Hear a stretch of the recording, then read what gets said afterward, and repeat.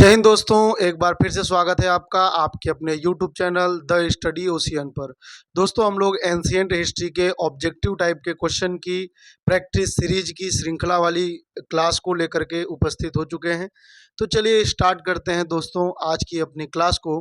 और आज का हमारा जो पहला क्वेश्चन है, हड़प्पा सभ्यता में लोथल की क्या विशेषता नहीं थी। यहाँ पर दोस्तों लोथल की क्या एक विशेषता नहीं थी, मतलब तीन उसकी विशेषता थी और एक उसकी विशेषता नहीं है।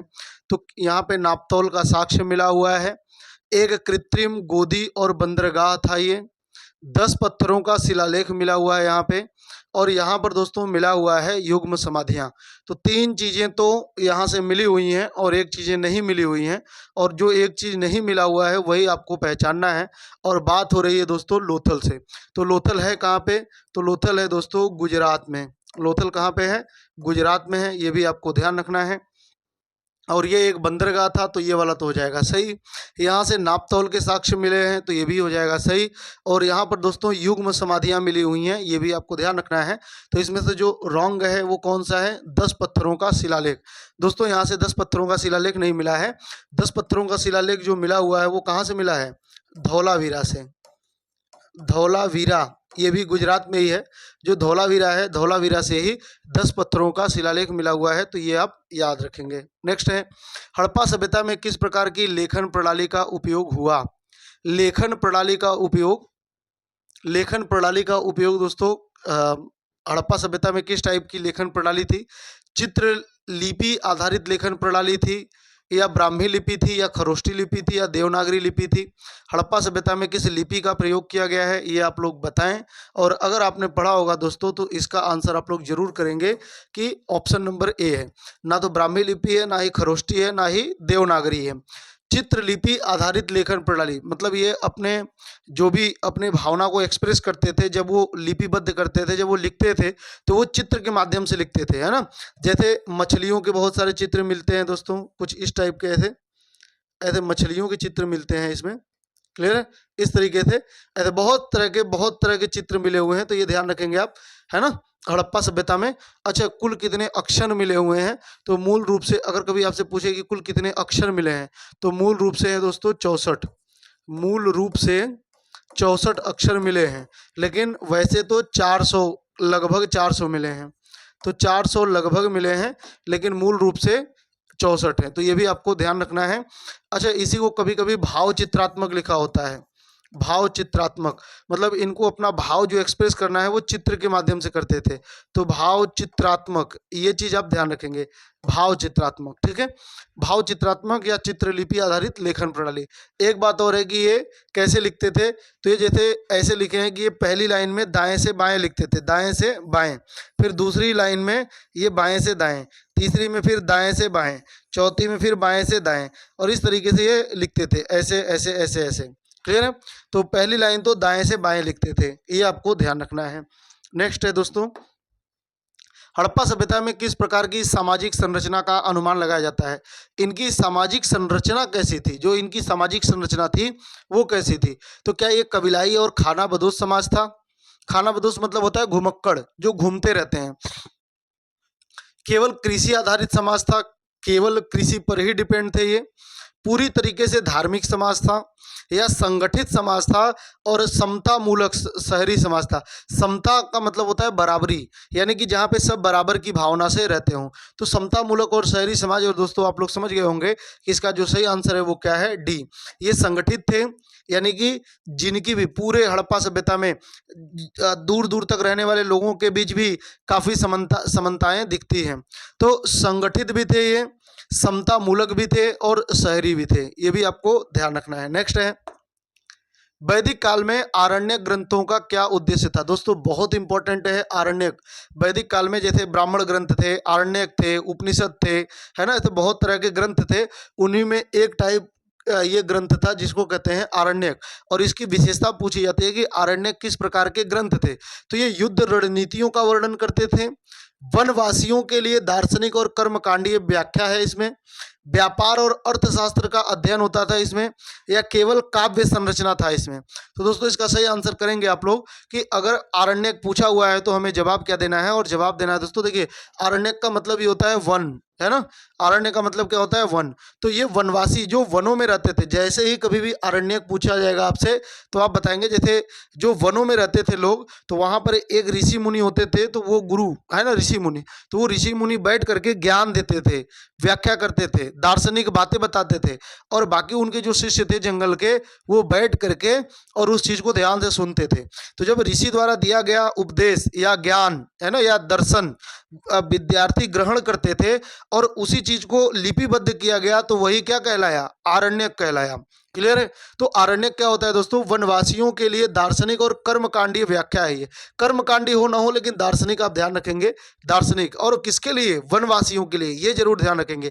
ये वनों में होता था ना आरण्यक, जो वनों में ऋषि मुनि अपने शिष्यों को उपदेश देते थे, ज्ञान देते थे, दर्शन देते थे, तो वही है ना जो लिपिबद्ध किया गया उसे आरण्यक कहा गया। नेक्स्ट है, उत्तर वैदिक काल के प्रमुख देवता कौन थे। दोस्तों जो उत्तर वैदिक काल आया तो उसमें प्रमुख देवता कौन हुए, तो सबसे पहले तो ऋग वैदिक काल के प्रमुख देवता कौन थे। तो ऋग वैदिक काल के दोस्तों, ऋग्वैदिक काल, और ऋग्वैदिक काल आपको पता है 1500 ईसा पूर्व से लेकर के 1500 ईसा पूर्व से लेकर के और 1000 ईसा पूर्व तक, 1500 ईसा पूर्व से लेकर के 1000 ईसा पूर्व तक का काल हम क्या कहते हैं, ऋग्वैदिक काल। और यहाँ पर जो प्रमुख देवता थे वो दो थे, एक है इंद्र, एक कौन है, इंद्र, और दूसरे हैं अग्नि, दूसरे कौन है, अग्नि। तो इंद्र और अग्नि, इंद्र के लिए ऋग्वेद में 250 बार वर्णन किया गया है, और अग्नि का जो उल्लेख मिलता है वह लगभग 200 बार मिलता है ना। तो प्रमुख देवता ये दो लोग हैं, और इनमें भी सबसे ज्यादा प्रमुख कौन है, इंद्र हैं। इंद्र के लिए पुरंदर शब्द का प्रयोग किया गया है, अर्थात किला तोड़ने वाला। लेकिन यहाँ पे ऋग्वैदिक काल के बारे में नहीं पूछा है, यहाँ पे उत्तर वैदिक काल के बारे में पूछा है, जो शुरू होता है 1000 ईसा पूर्व में, 1000 ईसा पूर्व में, और ये समाप्त होता है 600 ईसा पूर्व में, 600 ईसा पूर्व में। क्लियर है। 1000 ईसा पूर्व से लेकर के 600 ईसा पूर्व तक का काल हम क्या कहते हैं, उत्तर वैदिक काल कहते हैं। और इस उत्तर वैदिक काल के जो प्रमुख देवता हैं वो कौन है दोस्तों, तो ये प्रमुख देवता है प्रजापति। अच्छा, जो बृहस्पति हैं ये देवताओं के देवता, अगर कभी भी आपसे पूछे देवताओं के गुरु या देवताओं के देवता या देवताओं के गुरु, तो ये कौन होंगे, बृहस्पति होंगे। क्लियर है। इंद्र है, इंद्र का ये युद्ध और वर्षा के देवता होते थे, ये ऋग्वैदिक काल के प्रमुख देवता थे। उत्तर वैदिक काल में इनका महत्व कम हो गया। जो अग्नि है, अग्नि भी ऋग्वैदिक काल में बड़े ही इंपॉर्टेंट देवता थे, उत्तर वैदिक काल में इनका थोड़ा सा जो पोजीशन था वो कम हुआ, है ना, इनका स्टेटस थोड़ा सा कम हुआ, ये ध्यान रखेंगे अग्नि का। लेकिन अग्नि किस चीज के देवता थे, तो अग्नि जो देवता थे दोस्तों, ये देवता देवता और मनुष्य, देवता और मनुष्य, तो इनके बीच मध्यस्थता करते थे। जो अग्नि है वह देवता और मनुष्यों के मध्य मध्यस्थ माना जाता है ना। तो कभी भी आपसे पूछे देवता और मनुष्य के बीच मध्यस्थता की भूमिका कौन से देवता निभाते हैं, तो अग्नि। और आप देखिए आज भी इस परंपरा को हम फॉलो करते हैं। जैसे पूजा पाठ होता है तो सबसे पहले होम वगैरह करते हैं ना, यज्ञ करते हैं, यज्ञ तो यज्ञ करते हैं, तो ये ध्यान रखना है आपको, जब यज्ञ किया जाता है तो वो उसी चीज का प्रतीक है कि वो मनुष्यों से देवता को कनेक्ट करते, देवता को मनुष्य से या मनुष्य को देवता से कनेक्ट करते हैं। तो मध्यस्थता निभाते हैं कौन, अग्नि देवता। नेक्स्ट है, वैदिक काल में वाजपेय यज्ञ का क्या उद्देश्य था। दोस्तों वाजपेय यज्ञ का अर्थ पूछा हुआ है, क्या धन संचय के लिए होता था, ये शक्ति और प्रभुत्व की स्थापना के लिए होता था, ये धार्मिक अनुष्ठान के लिए होता था, या सामाजिक सुधार के लिए होता था। तो जो वाजपेय यज्ञ था दोस्तों, ये किस चीज के लिए होता था, शक्ति और प्रभुत्व की स्थापना के लिए राजा लोग करते थे। ये ध्यान रखना है, कौन करते थे, जो राजा होते थे, राजा ही वाजपेय यज्ञ करते थे, जो शक्ति और प्रभुत्व की स्थापना के लिए, जब वो पीक पर थे, अपने अपने पावर के बिल्कुल पीक पॉइंट पर होते थे, तब वो वाजपेय यज्ञ करते थे। नेक्स्ट है, महाजनपद काल में कुरु महाजनपद की राजधानी क्या थी। दोस्तों कुरु की महाजनपद की राजधानी पूछा हुआ है, तो कुरु की राजधानी क्या थी, क्या इंद्रप्रस्थ, शक्तिमती, मथुरा या उज्जैन। और आप लोग समझ गए होंगे कि जो कुरु की राजधानी वो क्या है, इंद्रप्रस्थ है। शक्तिमती किसकी राजधानी है दोस्तों, चेदी की राजधानी क्या है, शक्तिमती। मथुरा किसकी राजधानी है, सूरसेन। सूरसेन की राजधानी क्या है? मथुरा। ठीक है। उज्जैन, उज्जैन दोस्तों अवंती की राजधानी थी। अवंती की राजधानी क्या? उज्जैन। क्लियर है। चलिए नेक्स्ट क्वेश्चन। निम्नलिखित में से जियो और जीने दो का कॉन्सेप्ट, जियो और जीने दो का कॉन्सेप्ट है ना, किस धर्म का मूल वाक्य है? क्या ये वैदिक धर्म का मूल है? क्या ये बौद्ध धर्म का मूल है? क्या ये जैन धर्म का मूल है? या ये इस्लाम धर्म का मूल है?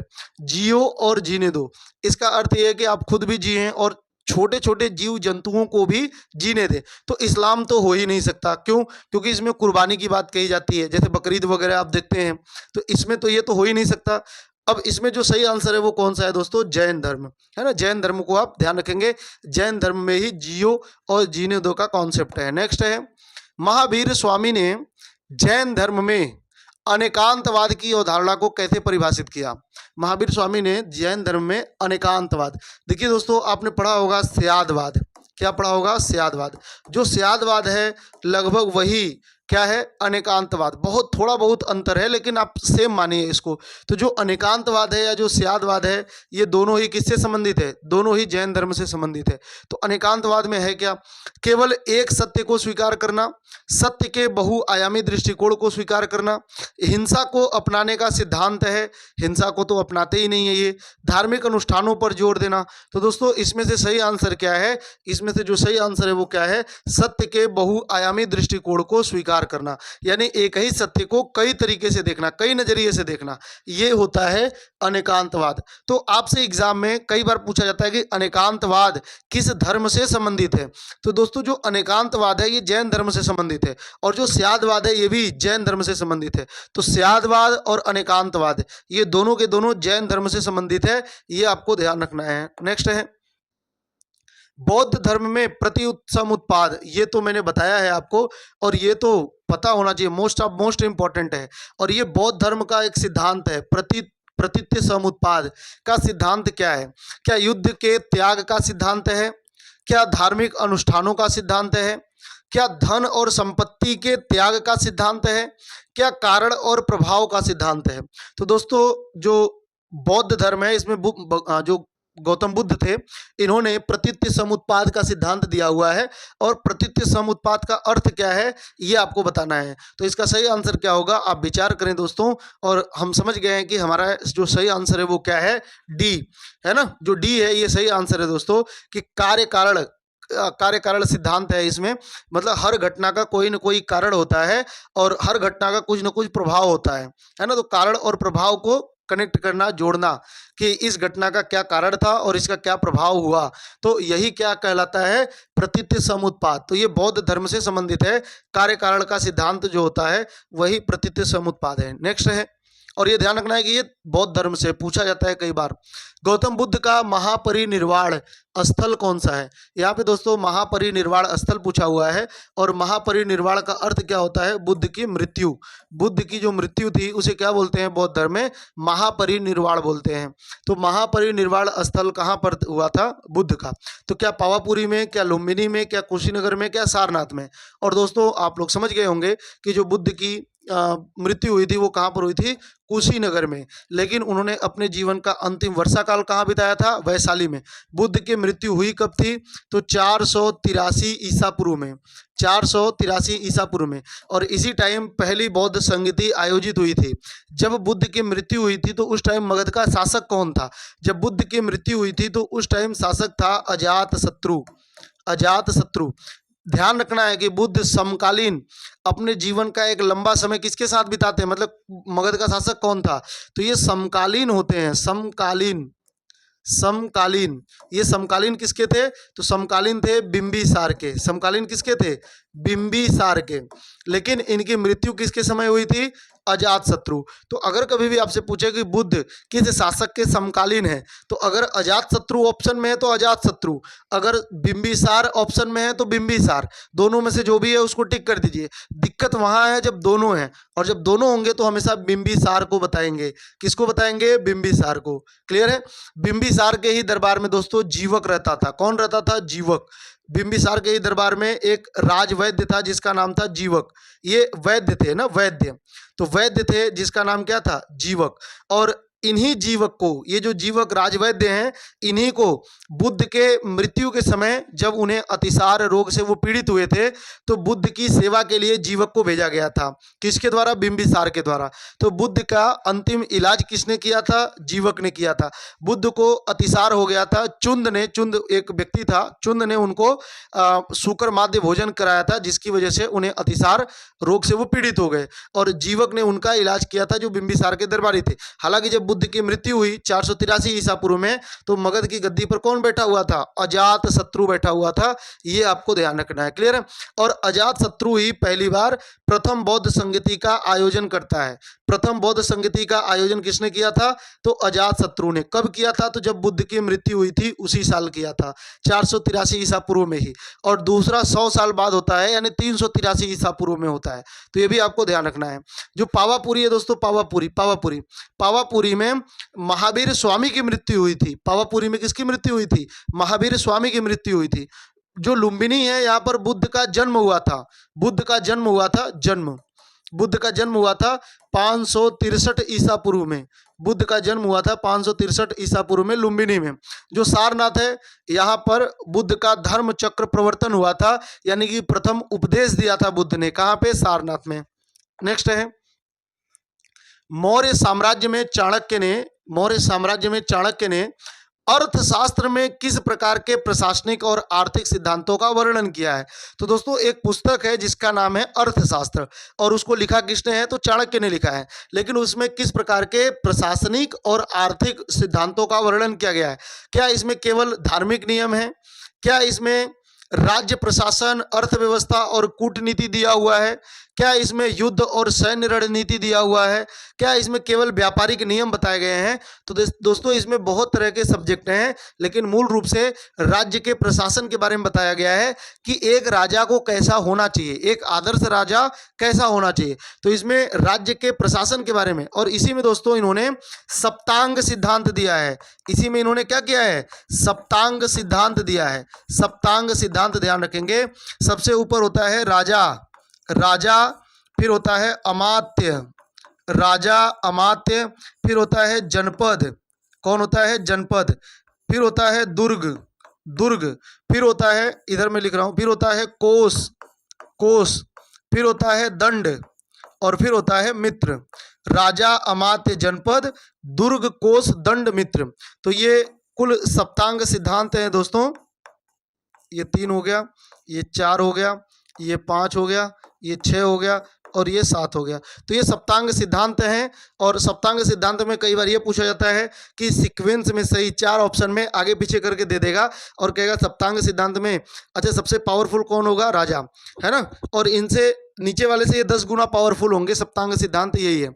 जो अर्थव्यवस्था है और जो कूटनीति है, इसकी भी बड़ी व्याख्या की गई है। हालांकि मूल रूप से ये पुस्तक हमेशा ध्यान रखेंगे कि प्रशासन से संबंधित है या राजनीति से संबंधित है, लेकिन इसमें अर्थव्यवस्था के बारे में भी बताया गया है और कूटनीति के बारे में भी बताया गया है। नेक्स्ट है, मौर्य साम्राज्य में बिंदुसार। बहुत इंपॉर्टेंट क्वेश्चन है, ध्यान से सुनेंगे। मौर्य साम्राज्य में जो बिंदुसार है, बिंदुसार के शासन काल में राजा एंटियोकस का राजदूत डायमेकस भारत आया था। यह किस देश से संबंधित है? तो दोस्तों कई बार तो यही पूछा जाता है कि बिंदुसार के समय में कौन सा एक विदेशी राजदूत भारत आया था।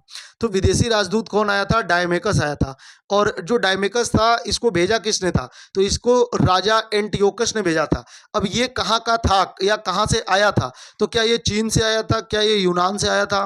क्या ये मिस्र से आया था? या ये सीरिया से आया था? तो दोस्तों ये सीरिया से आया था, ये भी आपको ध्यान रखना है। मैं आपको कहानी बताता हूँ। देखिए, जो अशोक के पिता हैं उनका नाम क्या है? बिंदुसार। अशोक के पिता का ही नाम क्या था? बिंदुसार। या चंद्रगुप्त मौर्य के पुत्र का नाम क्या था? उत्तराधिकारी कौन थे? बिंदुसार।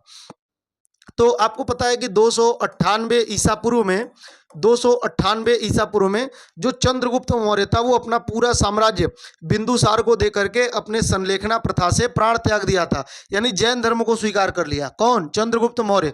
अब 298 ईसा पूर्व में बिंदुसार गद्दी पर बैठता है, और ये कब तक रहता है? तो 272 ईसा पूर्व तक रहता है। 272 ईसा पूर्व तक ये रहता है। तो ये ऐसा शासक था बिंदुसार दोस्तों, ऐसा शासक था कि यह विदेशों से, विदेशी शासकों से पत्राचार करता था, कोई विदेश का शासक होता था, तो जैसे सीरिया है, सीरिया, तो सीरिया के शासक के साथ इसका पत्राचार था। क्या था? पत्राचार था, यानी कि चिट्ठियों का आदान प्रदान होता था, है ना। इसके साथ कूटनीतिक संबंध भी थे। तो ध्यान रखना है कि जो बिंदुसार है इसने 3 चीजों की डिमांड की थी सीरिया के शासक से। 3 चीजों की डिमांड क्या की थी? सबसे पहले तो सूखी अंजीर, क्या? सूखी अंजीर मंगवाया था, ये डिमांड किया था, हमें सूखी अंजीर चाहिए।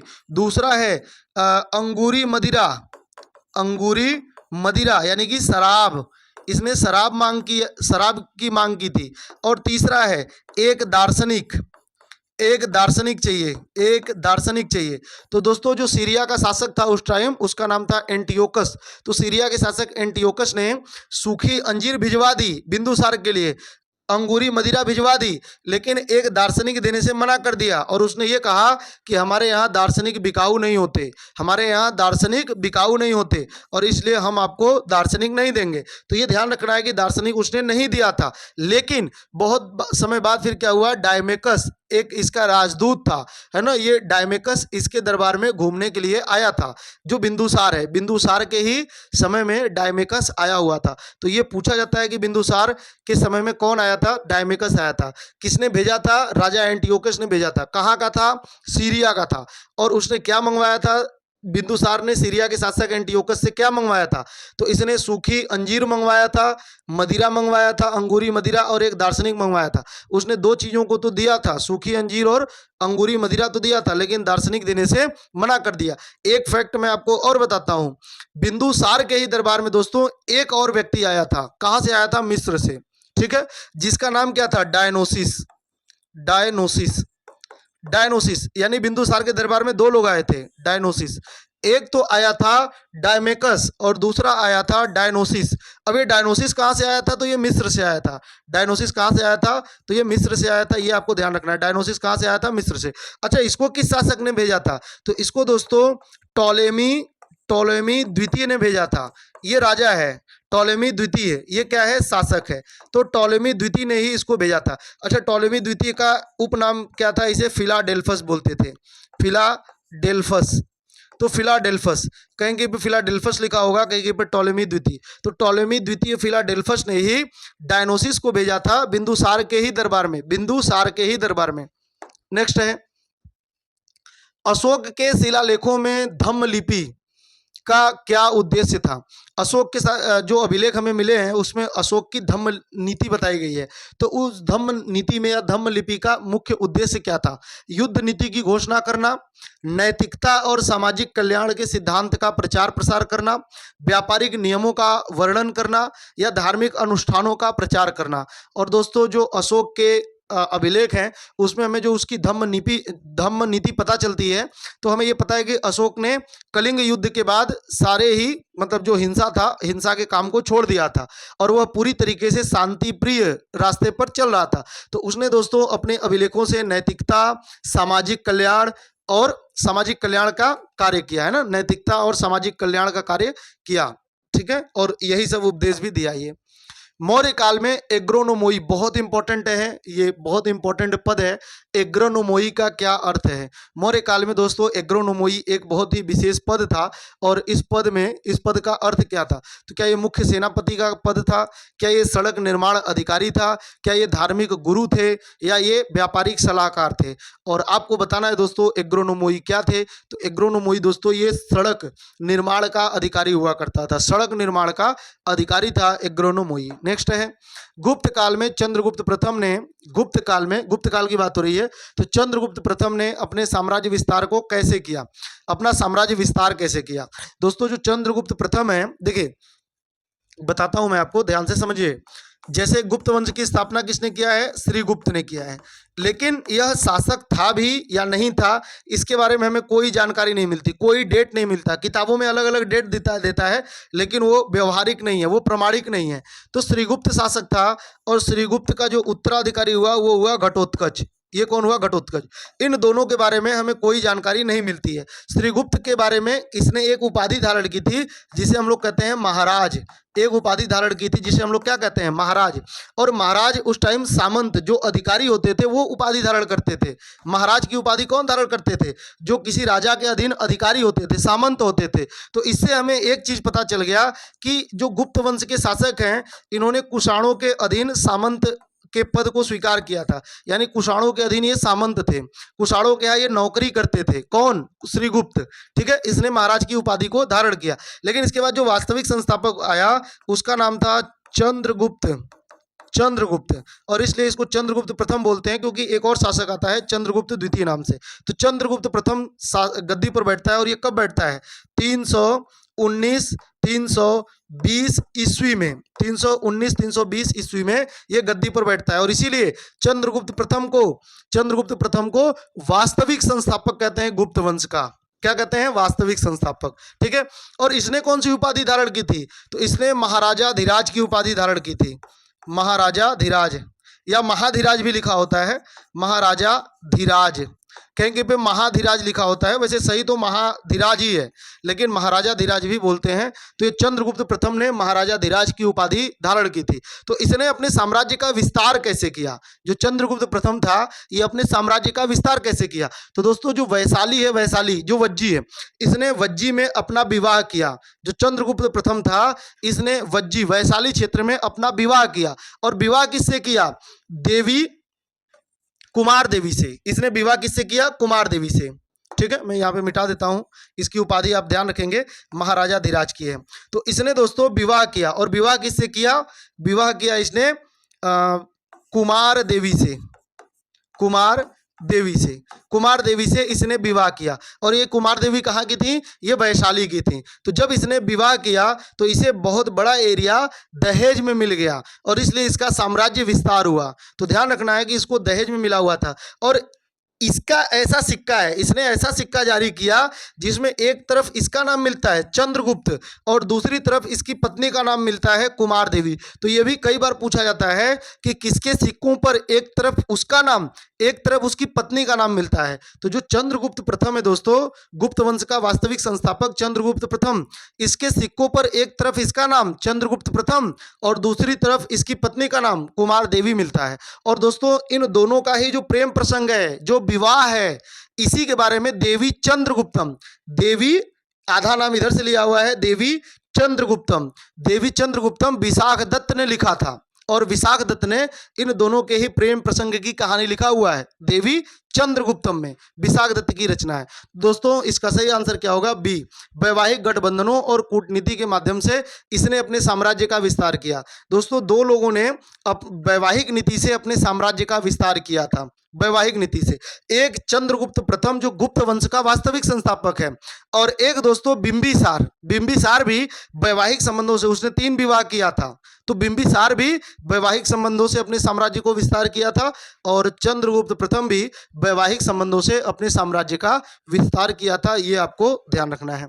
नेक्स्ट है, निम्नलिखित में से कौन सही सुमेलित नहीं है? कौन सा एक सही सुमेलित नहीं है? अच्छा, एक तरफ है पुस्तक, ग्रंथ, रचना, और दूसरी तरफ है उसके रचनाकार यानी कि लेखक। और आपको बताना है कि इसमें से कौन सा एक सही सुमेलित नहीं है। राजतरंगिणी कल्हड़ द्वारा लिखा गया है, कौन सा एक सही सुमेलित नहीं, मतलब 3 सही होगा। गाथा सप्तशती हाल ने लिखा हुआ है, कल्पसूत्र स्थूलभद्र ने लिखा हुआ है, और विक्रमांक देवचरित ये बिल्हड़ ने लिखा हुआ है। और दोस्तों ये किताब तो बहुत ही इंपॉर्टेंट है, विक्रमांक देवचरित ये किताब बहुत ही इंपॉर्टेंट है, एग्जाम में बहुत बार पूछा गया है विक्रमांक देवचरित किसने लिखा हुआ है, तो ये बिल्हड़। तो आप मुझे बताएं कि इनमें से कौन सा एक मिसमैच है, रॉन्ग है। और दोस्तों इसमें से जो मिसमैच है, जो रॉन्ग है, वो कौन सा है? सी। जो कल्पसूत्र है इसको स्थूलभद्र ने नहीं लिखा है, इसको भद्रबाहु ने लिखा है। इसको किसने लिखा है? भद्रबाहु ने। ठीक है, अच्छा, जो स्थूलभद्र हैं ये भद्रबाहु के ही शिष्य थे। जो स्थूलभद्र हैं ये भद्रबाहु के ही शिष्य थे। जो भद्रबाहु हैं दोस्तों, इन्होंने दिगंबर, जो दिगंबर संप्रदाय था उसके गुरु थे, उसके प्रवर्तक थे, दिगंबर है ना। जैसे जैन, दोनों ही धर्म, जो जैन धर्म है उसके गुरु हैं, जैन धर्म के, लेकिन जो दिगंबर संप्रदाय है उसके गुरु हैं भद्रबाहु, और जो श्वेतांबर संप्रदाय है उसके गुरु कौन है? स्थूलभद्र हैं। क्लियर है? चलिए नेक्स्ट, 1 मिनट दोस्तों। नेक्स्ट है गुप्त काल में निर्मित देवगढ़ का दशावतार मंदिर किस देवता से संबंधित है? गुप्त काल में निर्मित जो देवगढ़ का दशावतार मंदिर है दोस्तों, यह किस देवता से संबंधित है और बहुत इंपॉर्टेंट है ये। पहले ये है कहाँ पे? तो देवगढ़ का दशावतार मंदिर दोस्तों झांसी या ललितपुर के बॉर्डर पे, तो कहीं पर झांसी और कहीं पर ललितपुर लिखा होता है, ललितपुर। झांसी और ललितपुर के बॉर्डर पर ही है, तो ध्यान रखेंगे देवगढ़ का दशावतार मंदिर। और ये गुप्त वंश के शासकों ने बनवाया है। तो ये क्वेश्चन है कि यह किस देवता से संबंधित है? ये भगवान ब्रह्मा से, शिव से, भगवान विष्णु से या भगवान इंद्र से? तो इसका सही आंसर क्या होगा? भगवान विष्णु से ये संबंधित है और मैंने इसको बताया भी है। नेक्स्ट है कालिदास के कुमार संभवम में किस पौराणिक कथा का वर्णन किया गया है? इसको आप कर लेंगे, वेरी वेरी इंपॉर्टेंट है ना, वेरी इंपॉर्टेंट है ये, क्योंकि ये भी बहुत बार क्वेश्चन पूछा गया है। आप प्रीवियस ईयर्स के क्वेश्चन देखेंगे तो ये क्वेश्चन भी आपको कई बार दिखाई देगा। जो कालिदास हैं के कुमार संभवम, ये कुमार संभवम इनकी रचना है, इसमें किस पौराणिक कथा का वर्णन है? क्या इसमें राम और सीता के प्रेम या उनकी कहानी है? क्या शिव और पार्वती की कहानी है? क्या कृष्ण और राधा की कहानी है? क्या अर्जुन और द्रौपदी की कथा है इसमें या कहानी है? आप मुझे बताएं दोस्तों कि जो कुमार संभवम है इसमें किस पौराणिक कथा का वर्णन है? और ये मोस्ट इंपॉर्टेंट है, आप इसको याद कर लेंगे। इसमें शिव और पार्वती के विवाह का, उनके प्रेम का और विवाह का, स्पेशली विवाह का पूरा कथा है, ये वर्णन है। तो ये ध्यान रखेंगे, शिव और पार्वती की कथा है इसमें कुमार संभवम में, जो कालिदास की रचना है। नेक्स्ट है हर्षवर्धन के शासनकाल में नालंदा विश्वविद्यालय, जो नालंदा विश्वविद्यालय था, में कौन शिक्षा ग्रहण करने के लिए भारत आया था? तो ये तो कई बार रिपीट हो गया दोस्तों, ये कौन होगा? वेनसांग होगा। क्लियर है? नेक्स्ट है कुषाण शासक कनिष्क ने किस कला शैली को प्रोत्साहन दिया? जो कुषाण शासक था दोस्तों कनिष्क, तो कनिष्क ने किस कला शैली को प्रोत्साहन दिया? क्या गांधार कला को, मौर्य कला को, गुप्त कला को, चालुक्य कला को? तो इसका भी आंसर आप लोग जानते होंगे, इसका सही आंसर क्या होगा? गांधार कला को। और गांधार कला किसका किसका मिक्सअप है? तो ये दोस्तों यूनानी कला प्लस भारतीय कला, इन दोनों का मिक्स ही क्या कहलाता है? गांधार कला कहलाता है। नेक्स्ट है प्राचीन भारत में सारनाथ किसके लिए प्रसिद्ध था? तो प्राचीन काल में सारनाथ, अच्छा सारनाथ वाराणसी में पड़ता है, बनारस में पड़ता है, और इसका जो प्राचीन नाम था वो क्या था?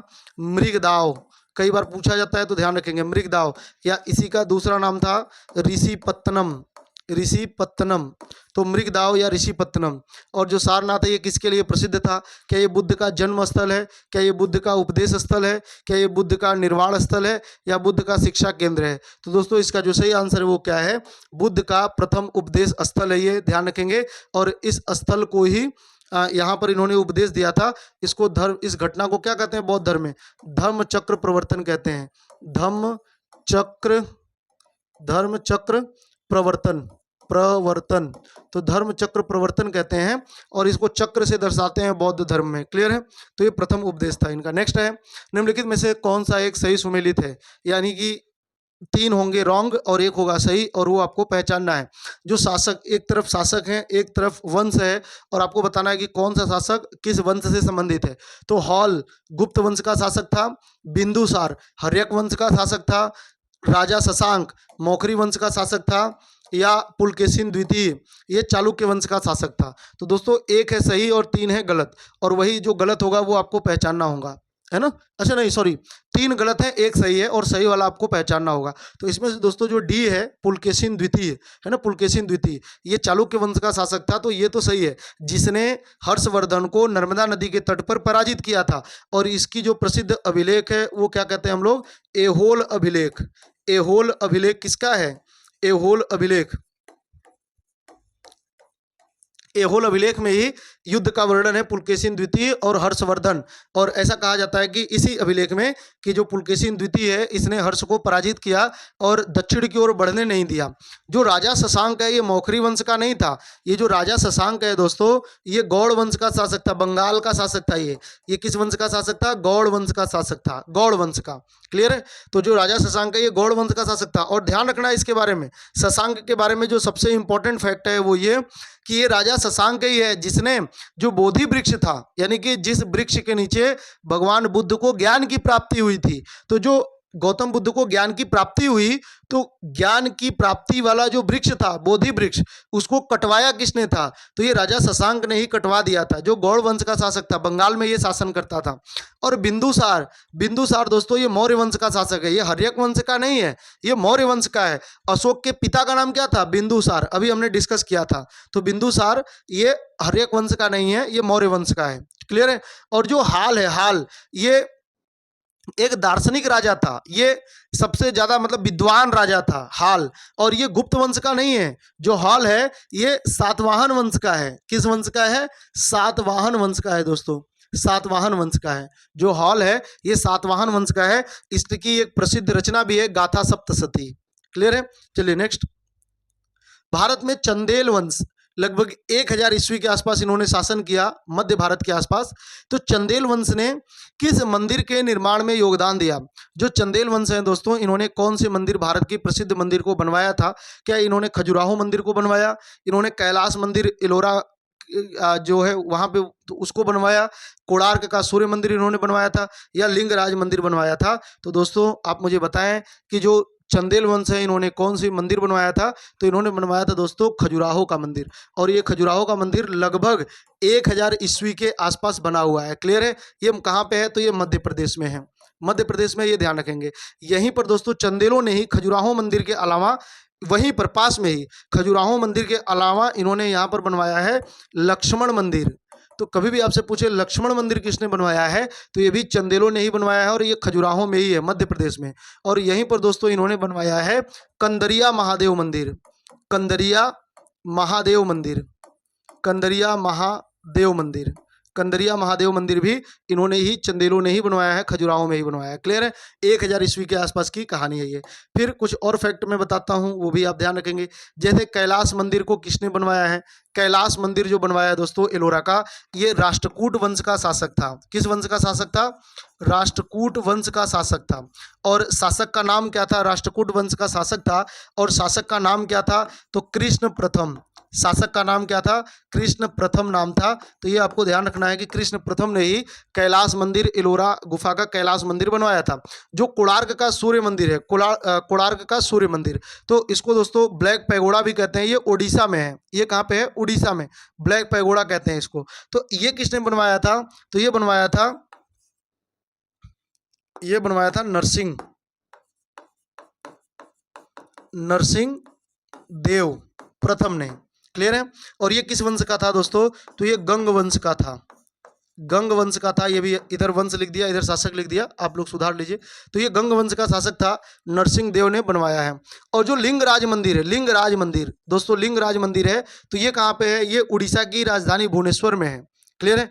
भुवनेश्वर में है ये लिंगराज मंदिर। और इसको किसने बनवाया है? तो इसको बनवाया है ययाति केसरी ने, ययाति केसरी ने बनवाया है, ययाति केसरी ने बनवाया है। तो ये भी आप ध्यान रखेंगे, ययाति केसरी ने बनवाया है।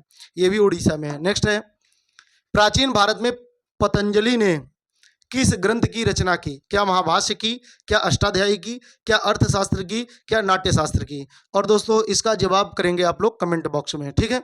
तो मुझे इजाज़त दीजिए, तब मिलते हैं नेक्स्ट क्लास में। तब तक के लिए जय हिंद, जय भारत।